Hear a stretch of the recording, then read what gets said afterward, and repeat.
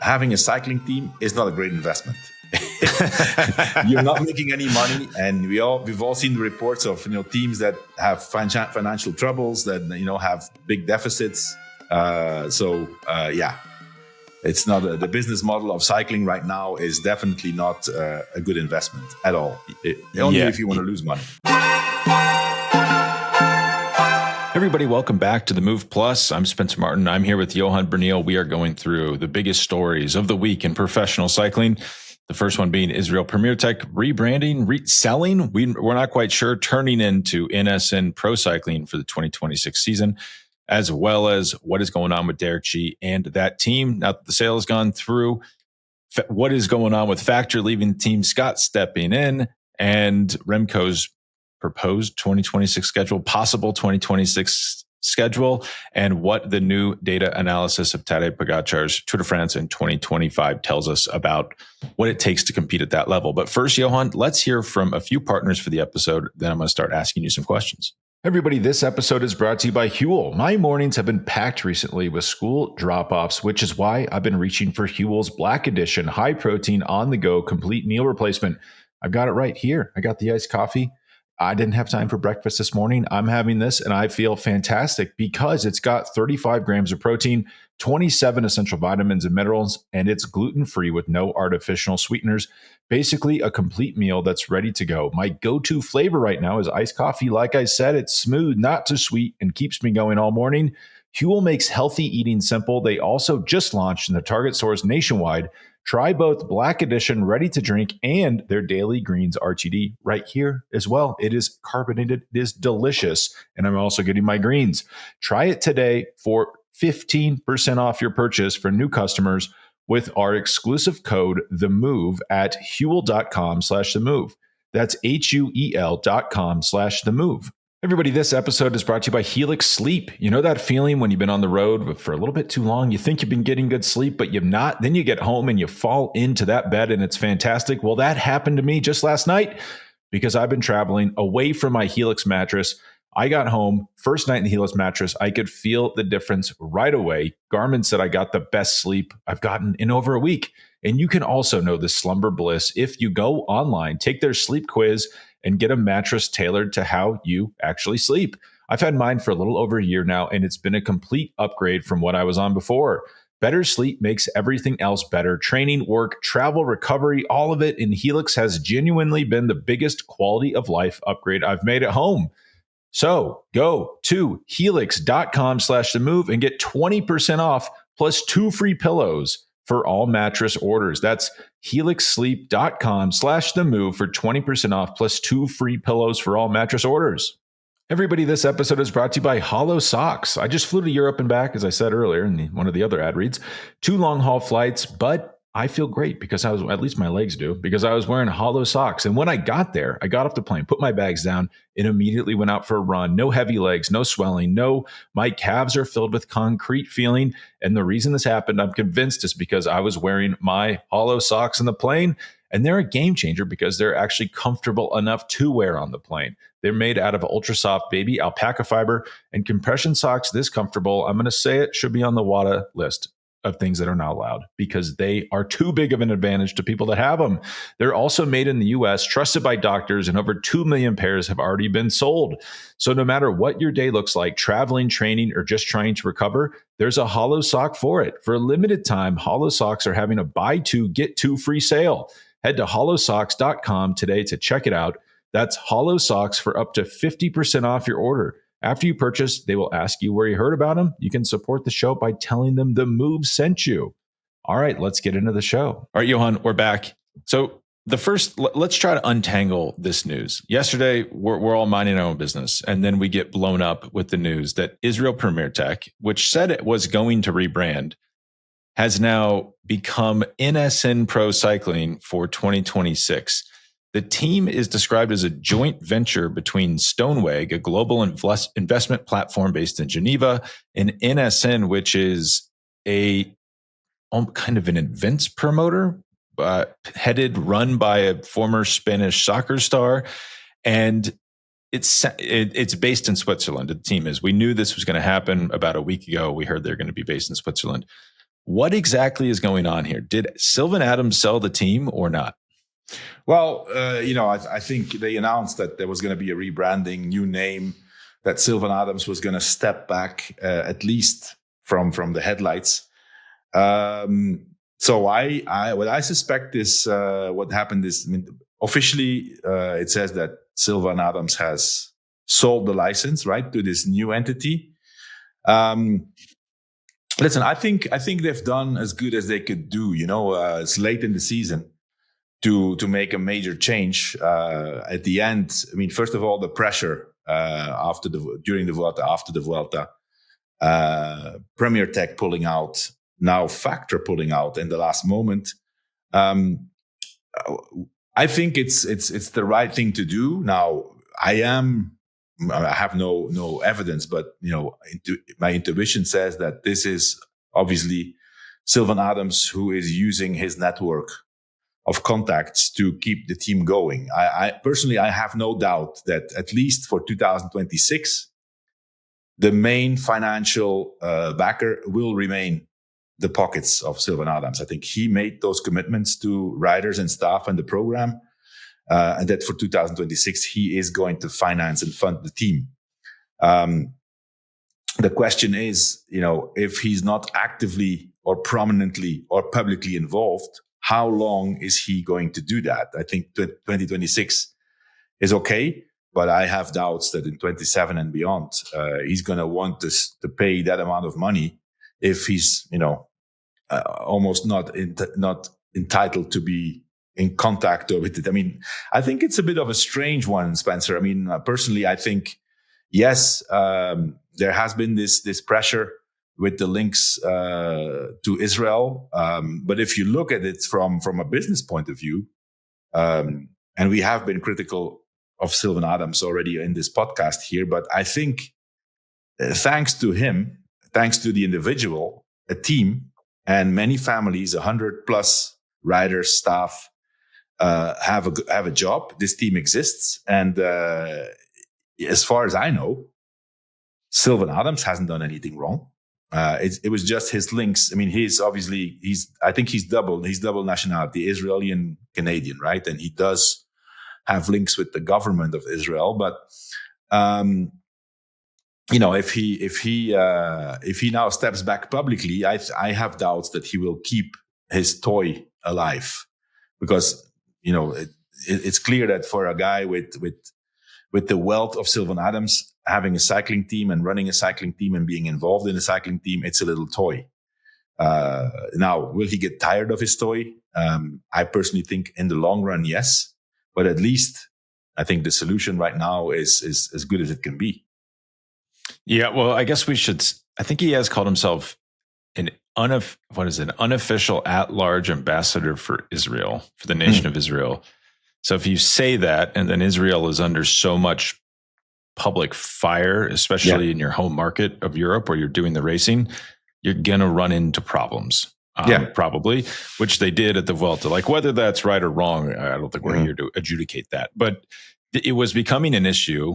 And we should say someone's funding this team with millions of dollars, millions. It is for 2026, Spencer. It is Sylvan Adams. There is no way around it, because we're at almost the end of November now.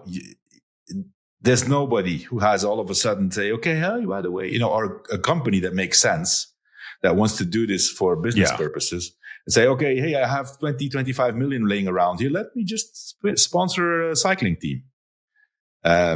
So I have no doubt that financially he's the backer.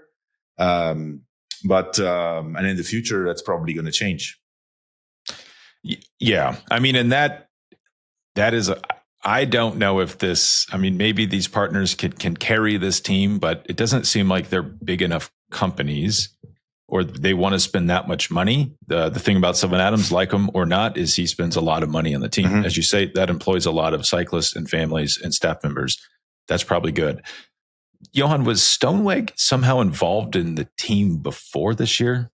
I have read in the press release. I didn't read it attentively, but I think I saw that Stoneweg was already linked or involved in the team since 2023. So I'm going to take a wild guess and say that that's obviously one of the companies that Sylvan Adams is linked to or has contacts inside of. It's an investment fund, right? Stoneweg? Yeah, they call it real investments, real assets, I think is what they specialize in. What is real? I guess it is something they could answer for us. Well, listen, but it kind of sounds like real estate. If it's an investment team, let me tell you, having a cycling team is not a great investment. You're not making any money, and we've all seen the reports of teams that have financial troubles, that have big deficits. It's not the business model of cycling right now is definitely not a good investment at all. Only if you want to lose money. Yeah, I talked to someone about this last night who was interested in the sport in business of professional cycling. I guess we should say, so Stoneweg, we're talking about them right now. We weren't talking about them yesterday or in last week's show. Also, for a firm like that, same thing with EF. A lot of times you can use these, if you're ever at a big corporation and you're working there and you have to do an event, it can be hard to come up with something to do. But if you own a professional cycling team, all the spending on that team is a marketing expense. You can write that off at the end of the year, and then you can use it for like VIP access for preferred clients and things like that. For sure.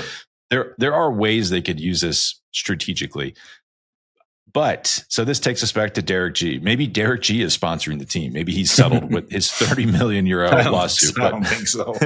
But Derek G, if you go through that statement that we went through when he announced he was leaving the team, he kind of foretold this. Do you remember he said something like, I don't want to be at this team or with basically he called it like a aesthetic makeover of the team. And I assume this is what he was referring to. So I assume the lawsuit and him leaving is still on the table. Well, I mean, I think in this case here now, it basically opens the door wide open for Derek G to just be free and leave. If it's true that Sylvan Adams has sold the license, it's a new paying agent. It's a new. Is it a new paying agent? Was that? Is it a new paying agent? I think so. I think so. It's if you sell the license, then well, do we know if he has sold the license? You can actually sell the paying agent. So you can sell the company.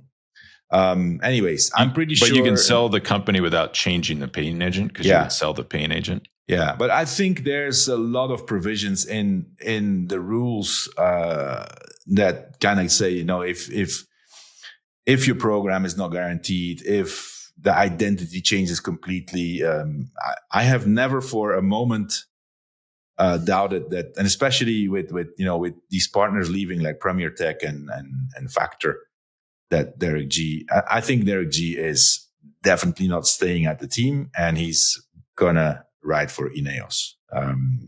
The question is, when will it be official, or when will it be officially decided, whether it's through a settlement or through a court? We don't know that. But I think now this situation is in favor of Derek G making the move and leave the team. But still so many questions. This is such fertile ground for questions, because if Sylvan Adams is the one pursuing the lawsuit against Derek G and Sylvan Adams is not involved, why does Sylvan Adams care where Derek G rides?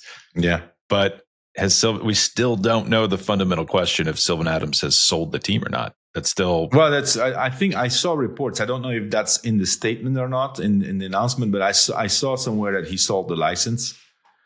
I think this is, it's great that the team continues. This is going to be a transition year for the team, keep existing. And in the meantime, trying to rebuild, because I personally think that Sylvain is, if he's, someone said to me once, who was close to the team, that the most important cyclist of the team Israel Premier Tech was Sylvan Adams.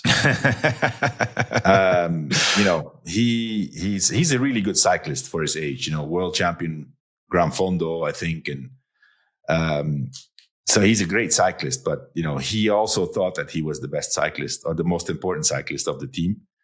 That's now obviously not going to be the case anymore. So I just think he's going to get tired of it. And ultimately his financial input will fade out gradually. That's my prediction. Yeah, which does happen. Has happened many times in the past. You mentioned Factor leaving. So Factor leaves, Scott comes in. Factor then goes. So are they not represented in the World Tour? Or I don't think so. No, I don't know. I don't think so, unless there's another team still looking for a bike sponsor. But at this point, no, everybody is. Plus, I don't think that Factor, the brand Factor and the company has the financial strength to be really attractive to a team to change. It costs a lot of money. It's 3, 4, 5 million plus equipment. Yeah, I don't see that happening. And they're now with Modern Adventure Pro Cycling, our friend George Hincapie's team. And I don't want to speak out of turn, they're probably not paying 4 million euros to sponsor that team. It's probably a much more financially or lesser financial burden for them to sponsor that team, I would assume, than Israel Premier Tech. And so this takes us to the Vuelta, where it all began, and then going back. So Gran Canaria. Yeah. Vuelta was supposed to end in the Canary Islands. I believe going to multiple islands, Gran Canaria and Tenerife, Lanzarote. Yeah. And Gran Canaria is saying, well, we're not going to host it if the newly branded version of Israel Premier Tech is going to be at the race. This is opening all these questions up. It's like, well, is it a team that just happened to be owned by Sylvan Adams last year, but is now owned by someone differently and it's not connected to the team? How are they making this decision? Also, they're paying 6.5 million euros to the Vuelta to host this finale. But when they made that bid, I believe probably the war in Gaza was going on. Why didn't they have a problem with it then? Why are we just hearing about it now? And they know that if the team is in the World Tour, which it's supposed to be, unless they miss their payment or something for their deposit, then there's nothing the Vuelta can do to block them. So this seems a little fishy to me, Johan. That was a strange statement, Spencer. It makes no sense. I mean, it's fine, the reason, but I think it's a very stupid, weak reason. I mean, there's this, plus now, Israel is not in the World Tour anymore as a team. So no, I think it's just, politicians who are trying to make their budgets work, and they're just, I don't know if there's been new elections. I don't know. I don't know what happened. If somebody else is, in charge now, but that reason, Spencer, makes no sense to me. I mean, I think you think the same, no? Yeah, I think that this is an excuse to get out of paying 6.5 million euros to the Vuelta, and it's pretty convenient. It also doesn't make a lot of sense. It's like, well, okay, where do you draw the line? Like, if Sylvan Adams isn't involved anymore, maybe he doesn't even own the team or the license. Like, well, why are you singling this team out? Because they used to be called something else. Who's going to be happy about that? It's the teams and the riders. Well, because, I mean, at the end of 3 weeks, logistically having to take a plane, have all your infrastructure there for 3 days. For what was it? 3 days? The last 3 days or something? Yeah. Yeah. I mean, your last Grand Tour of the season, everybody's tired. Everybody's physically tired, mentally tired. And if at the end of those 3 weeks, when basically all is said and done, you have to go for 3 days to an island. It's far away. It's not the Balearic Islands. No. It's a pretty. It's a European flight. It's 2-hour flight at least. Yeah, I would guess. But okay, so they're happy they're not going there, but they can't go to Madrid because there's an F1 race that weekend, I believe. Yeah. Also kind of sad for cycling, showing where cycling is in the pecking order. Sorry, you're getting kicked out. We've got F1 coming over to the house. We can't have our lame friends around. But now they're going to Granada instead if they can't get this over the line. So Sierra Nevada stage 20, summit finish probably. But then the stage 21 is going to be in Granada. That's going to be hot. That's not a cool place that time of year. Yeah. Well, we haven't seen the course of the Vuelta yet, so I'm going to guess they're already more or less in the south for the end. Yeah, they must be if they're Which is not a topic for this podcast, but we can talk about if they want to keep going to the south of Spain in the Vuelta, they might have to come up with some solutions, like maybe even adjust the time of day they're racing, because it's hot. It's like the United States hot down there. That's very, very in the summertime. Yeah. Well, let's take a quick break, Johan, and then we'll talk about Remco's schedule and these Tadej Pogačar numbers.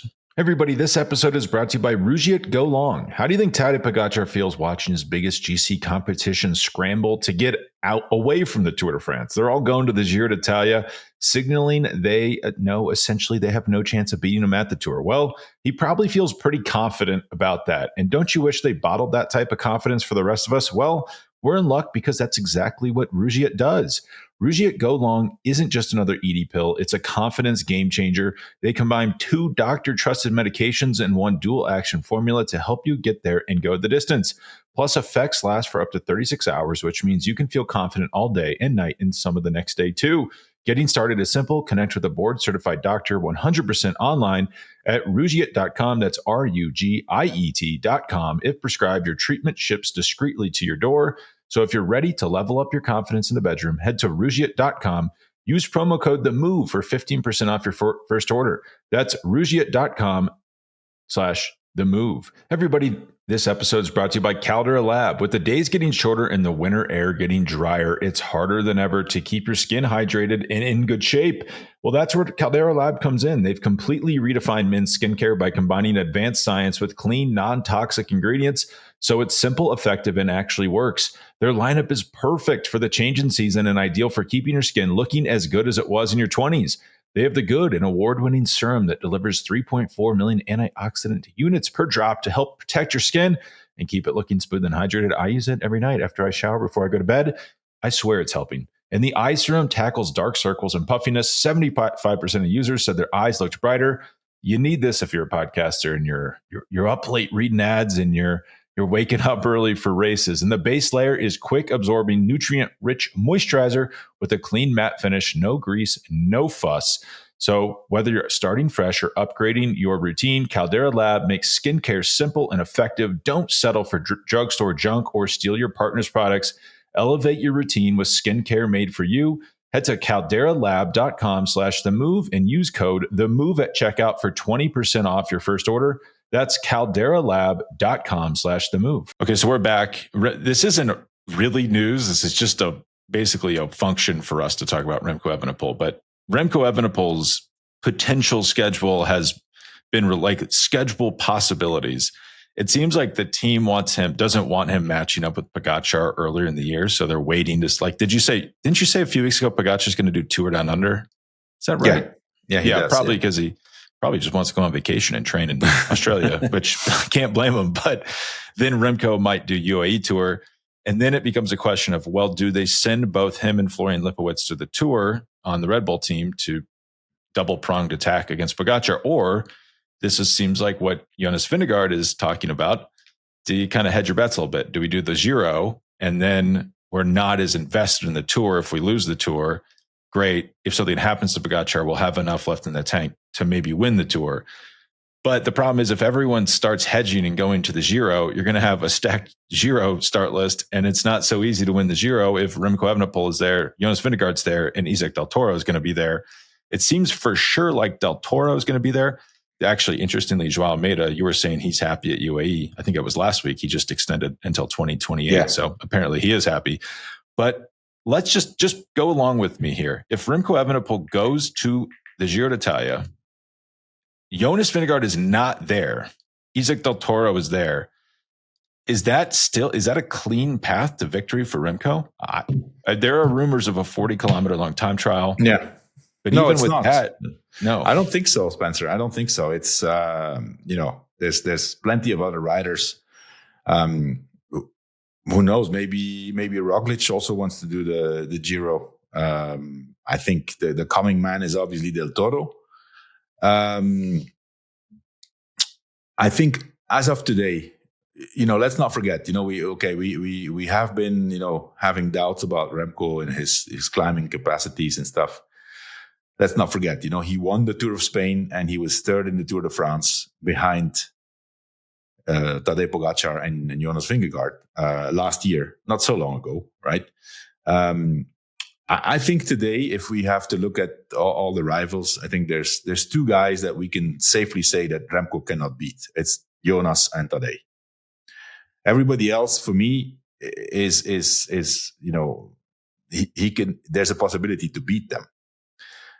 It's not like there's somebody dominant on the scene now. It says, okay, if this guy comes, he's gonna win. Primoz is, in the fall of his career, still strong, but he's obviously not dominant. We'll have to see with Del Toro, right? I mean, normally Del Toro will still improve.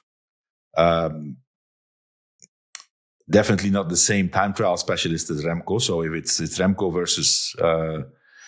versus Del Toro, I think there's a chance, but. For sure, I mean, it's this. I'm going to say today, this you can say Remco cannot beat those two guys, but everybody else he can challenge them. Yeah. So, but the problem is in 2024 Tour de France, he gets third.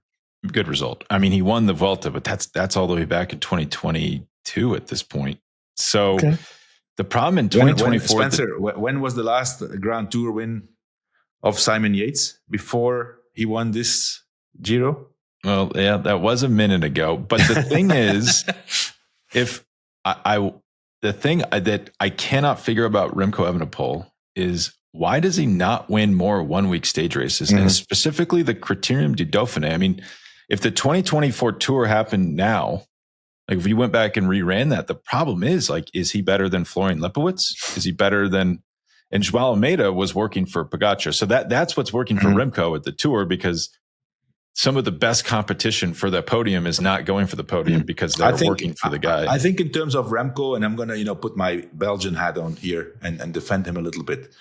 Let's not forget 2025 and 2024. He had two huge problems in the spring.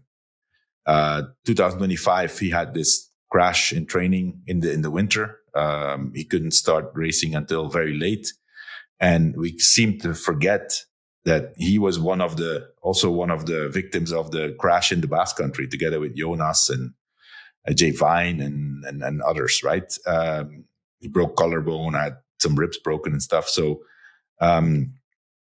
he still managed to come back and be third in the Tour. So we'll see, Spencer.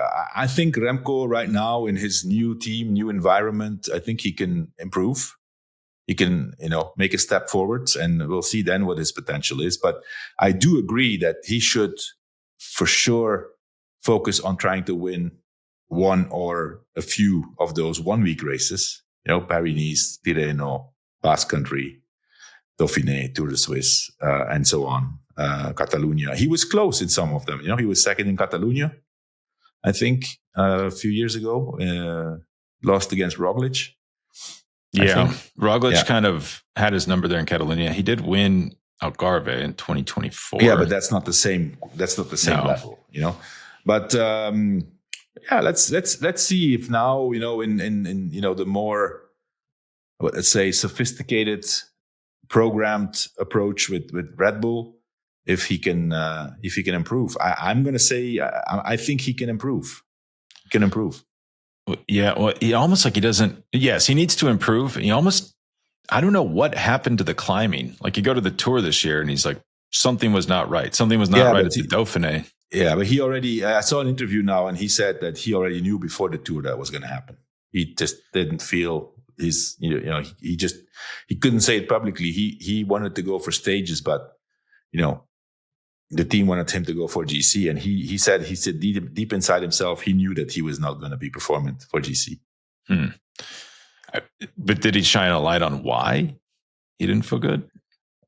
He said, if I'm not mistaken, I think, and I'm just thinking out loud now, I think he said that he should have waited longer to start racing, that he couldn't build on his base long enough. He started racing, fortunately or unfortunately, his two best races of the season were his two first races.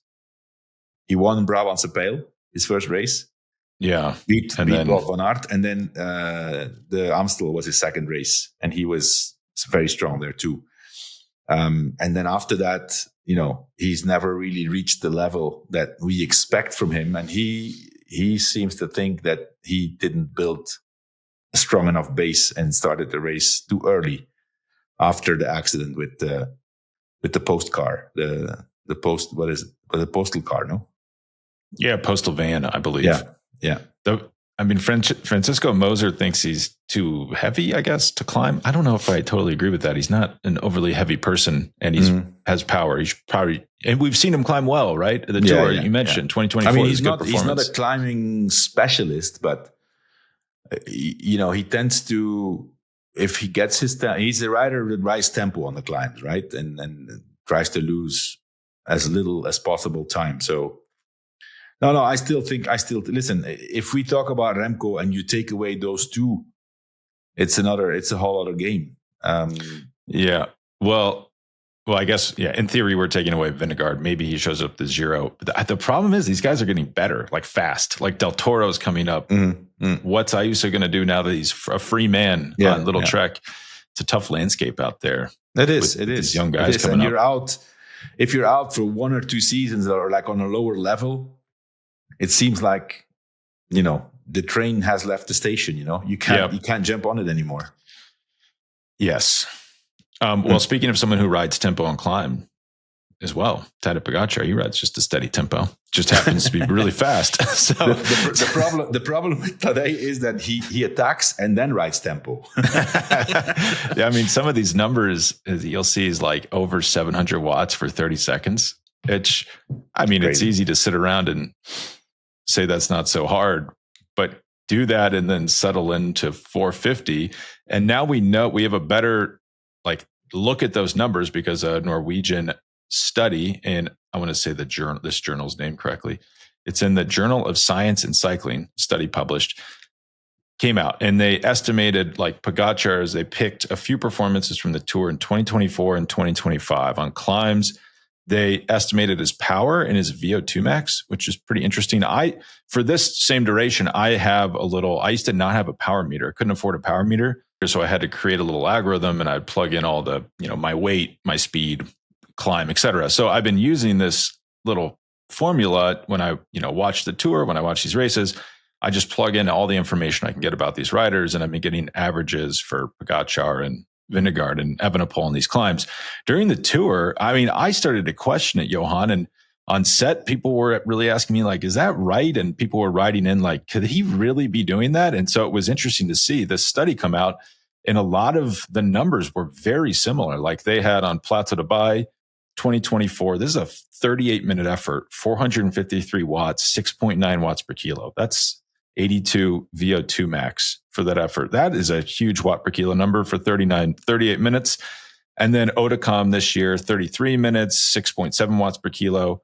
The time trial the next day, 7 watts per kilo for nearly 20 minutes. That is really hard to do. That's like an elite company. And then I think the headline of the article when it got aggregated was they estimated his VO2 max in the high 90s. So if we assume above 95 is high, it's unique. Let's say 97, you're talking, that is I've never even heard of a cyclist having a VO2 max that high. There was one Scandinavian cyclist who had.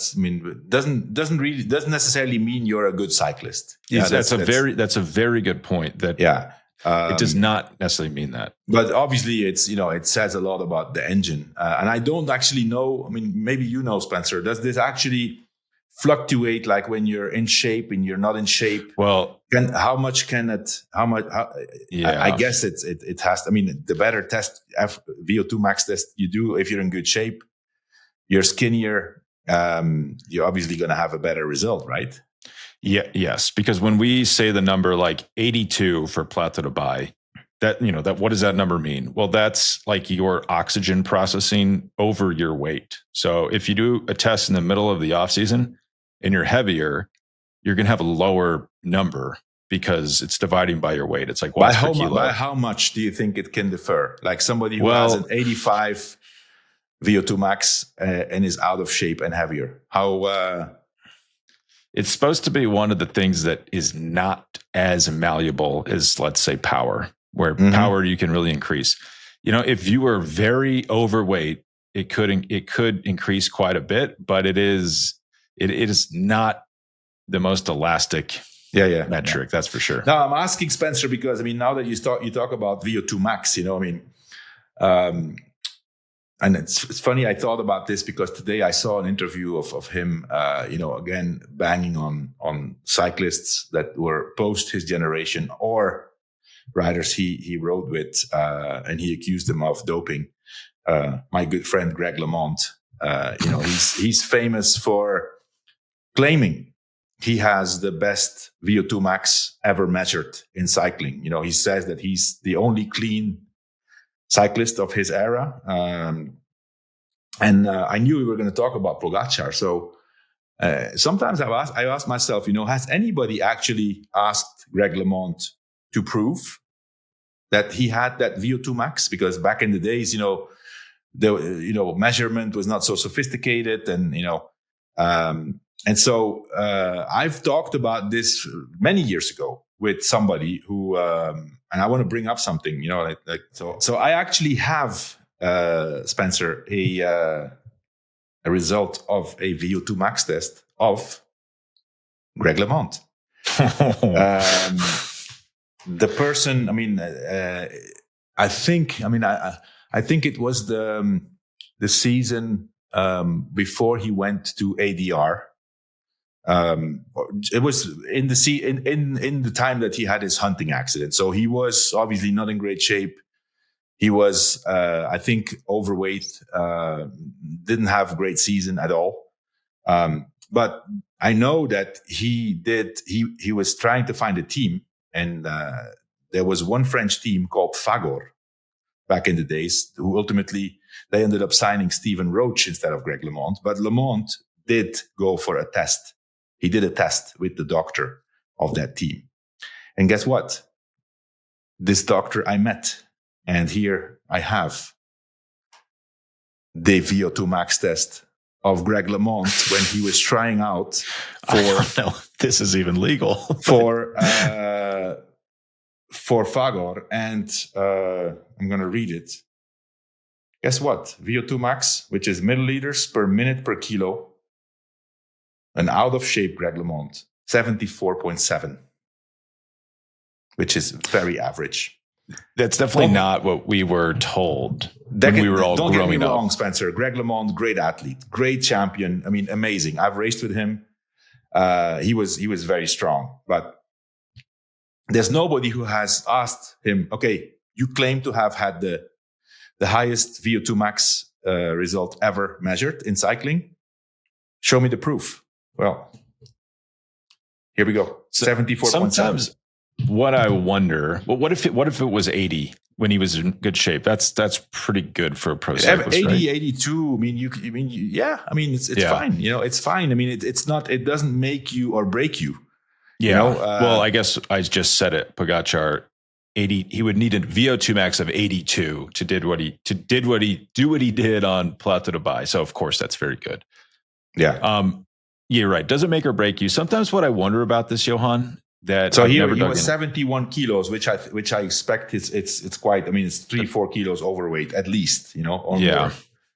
So something I wonder about is, I think this was, I don't know, maybe this is not the case. I think that LeMond, it was like, he tested as a teenager and his VO2 max is really high.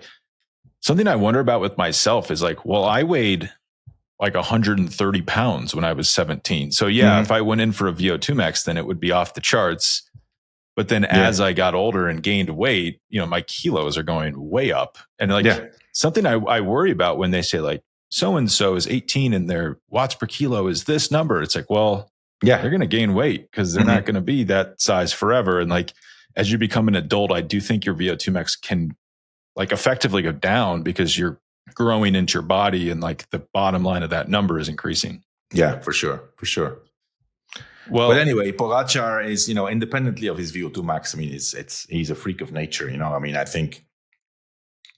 Plus, also, and here you can see, I am pretty sure, Spencer. I'm not I don't have a scientific knowledge enough to know this, but if you would measure Pogačar's VO2 max now and you measure it 4 years ago, 5 years ago, not even close. I think it's a big difference. Yeah, that's interesting. I do have to. Speaking of VO2 maxes, I have to go interview Matthew Bricatello at El Tour de Tucson.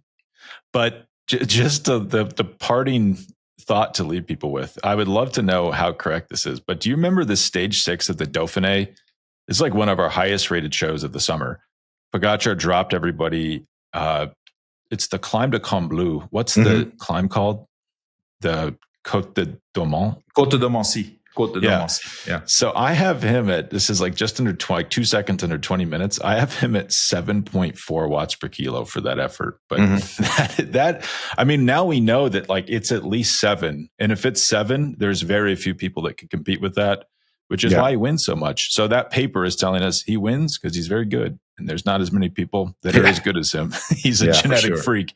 Yeah. So, and we should say like, it's good that he's that good like all the time. That's a good sign. It's not, it's very hard to fake that with nefarious means of keeping that level throughout the whole season. But any other thoughts, Johan, before we take off? No, I think that's it. So you're at Tour de Tucson. So you're gonna do the ride tomorrow. Yeah, I only came down to get a draft for 160K to try to catch you in our competition. Yeah. That's what I'm here for. I'll go out tomorrow. I'm not going to do 160K. I can tell you that much. But I'm going to be. Yeah, you'll gain some. You'll gain some kilometers back on me tomorrow. Be glued to George's wheel. Just stay right in that draft. You can't. You can't. Well, there's also like Christian Vandeveld. It's so like chaotic at the beginning. He's like, "Oh yeah, I can barely breathe. It's so nerve wracking." It's like, well, that's not what I want to hear, Christian. That's not good. Well, thanks, Johan, and Spencer, we'll be have back fun next week. Thank you. Okay, thanks.